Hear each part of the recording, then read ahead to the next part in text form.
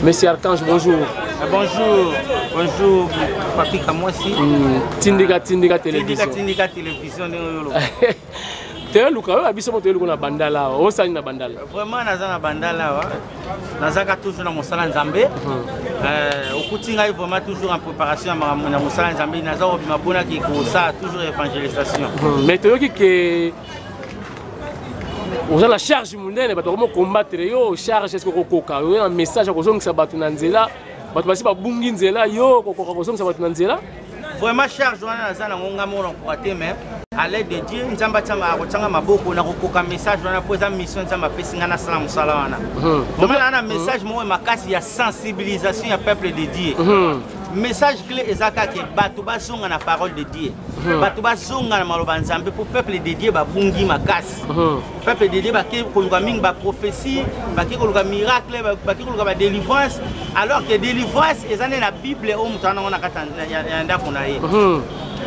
peuple de Dieu bazonga na nzela message eza beaucoup plus eza ya sensibilisation batu babungi balingi mingi ba sentiment batu balingi ba spectacle spirituel ba bimise loko na nzoto ba lobela ye batala ye na maboko alors biloko wana ezuta mingi alors ngana jusqu'au force ya ko zongisa peuple de Dieu na parole message eza beaucoup plus ya sensibilisation peuple de Dieu bazonga na nzela batika ba spectacle spirituel.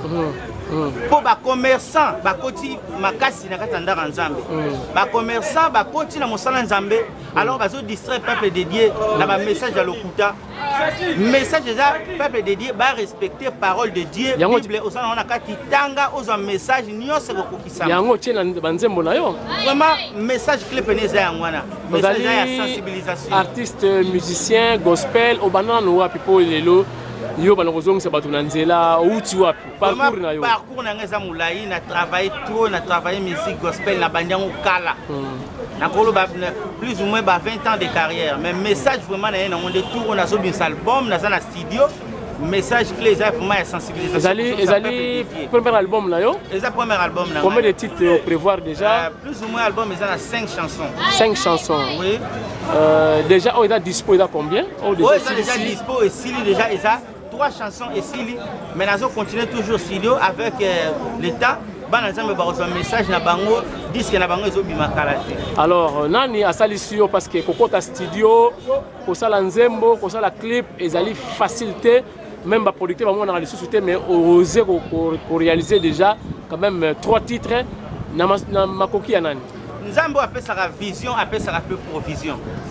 Donc nazo bunda. Ngai moko nazo bunda na musala nzambe vraiment tozo bunda muke nzamba zo sunga musala na ezo kende liboso pe musala ezo mona na déjà bato bazo sepela nango partout nazo kende nazo pesa message de Dieu nazo beta bato bazo sepela musala nzambe. Donc on a la producteur té vraiment naza na producteur té nazo bunda ngai moko avec le temps soki bato basungaka musala bakoya kotia maboko to bunda elongo nzamba kofuta biso elongo na bango. Vraiment pour le moment naza na producteur té naza na bato bakotia maboko té mais musala nzambe vraiment ngamona na makasi na courage ya kobunda ngamona ko te mais nzambe oyo apesaka provision apesi vision akopesa provision pe akopesa makasi. Alors ce qui producteur akomona na aye kotia maboko to bunda elongo to kolia elongo. OK. Ozana groupe to ozoye makaka yo moko. Nazo manga moko te nazana groupe ozo ko accompagner nga Christian Vie Musique. Vraiment groupe ça vraiment Christian Vie Musique. Christian Vie Musique. Ah Christian Vie Musique. Oui. OK. Alors siège batba zoyo wapi. Bato bazonga ba benga na numéro na téléphone, nazana ba numéro na ngaka jour et nuit. Nous avons 089 670 57 48. 00243 89 670 57 48. Monsieur César 243 081 92 37 547. Alors, voilà, donc ce qui matanga, la campagne, tout ce qui est événement lié à la gospel, vous allez regarder. Vraiment, musala nzambe partout et benga ina boya kate naza dispo dans musala nzambe to yembela nzambe to pesa message naza vraiment dispo na go mumba Christian Vie Musique. OK, première chanson dans titre la moda nini? Première chanson parmi les 3 obimisi. Parmi les 3 ça Yamba Libondeli. Deux ça Novi Christ, eza nouvelle vie en Christ. Troisième ça retour À la parole. Yangwana. Retour à la parole.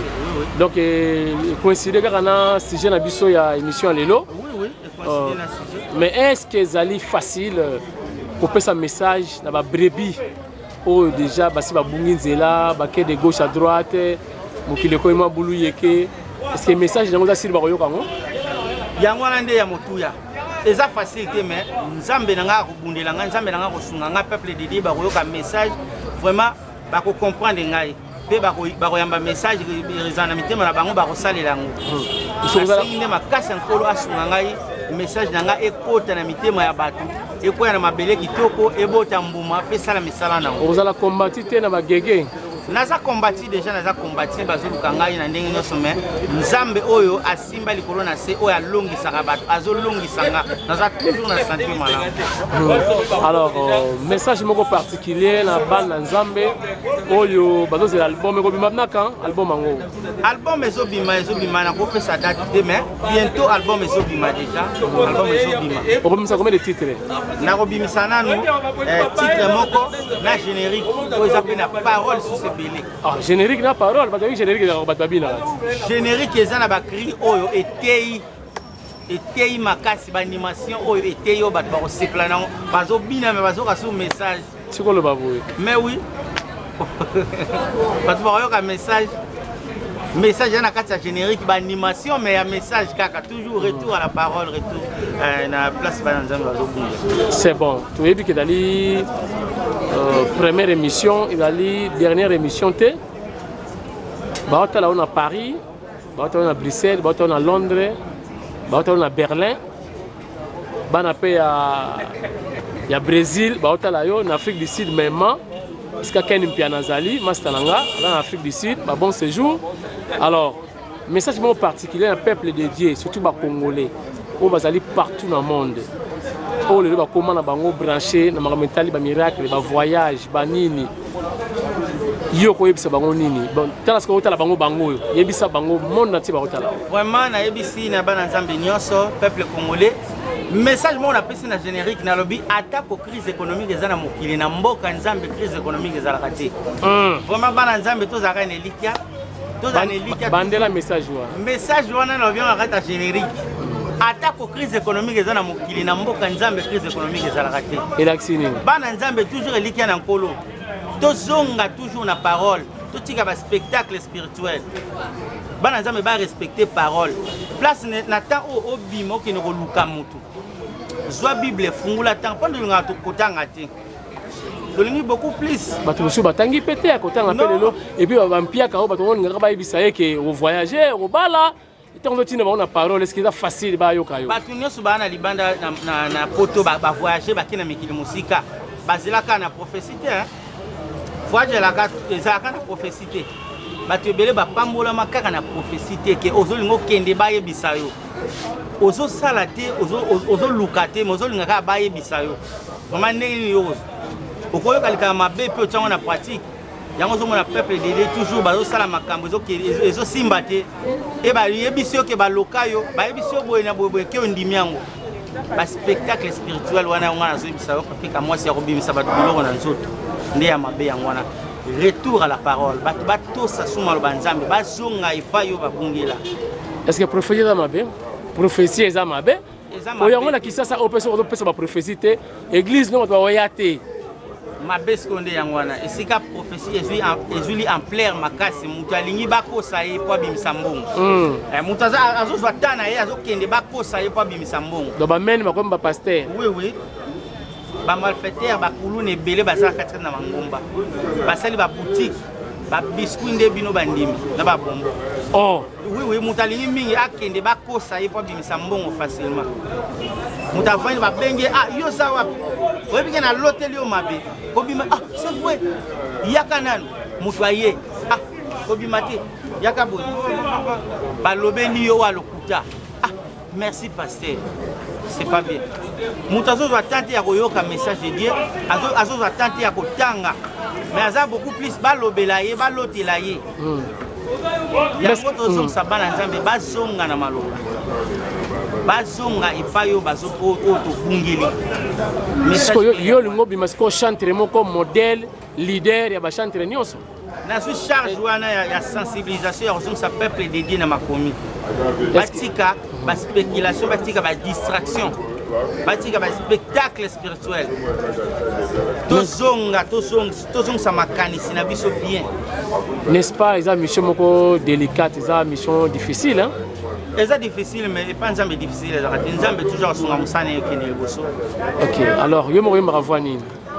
Ngala imba kana imba deuxième fois na imba première. Oko sala biso moi capella, c'est pas possible. Oui, na okay. Moi avant goût, ça dit ba yo quand même avant tout battre la deuxième élément là tout ko sala.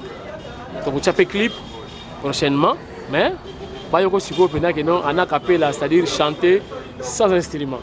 Loboko na yo yawe ezali mokuse tempo epambola bana na yo sala no nanga ya mingi lokolo salaki na Dawidi monisanga ngolu lokolo monisaki Daniele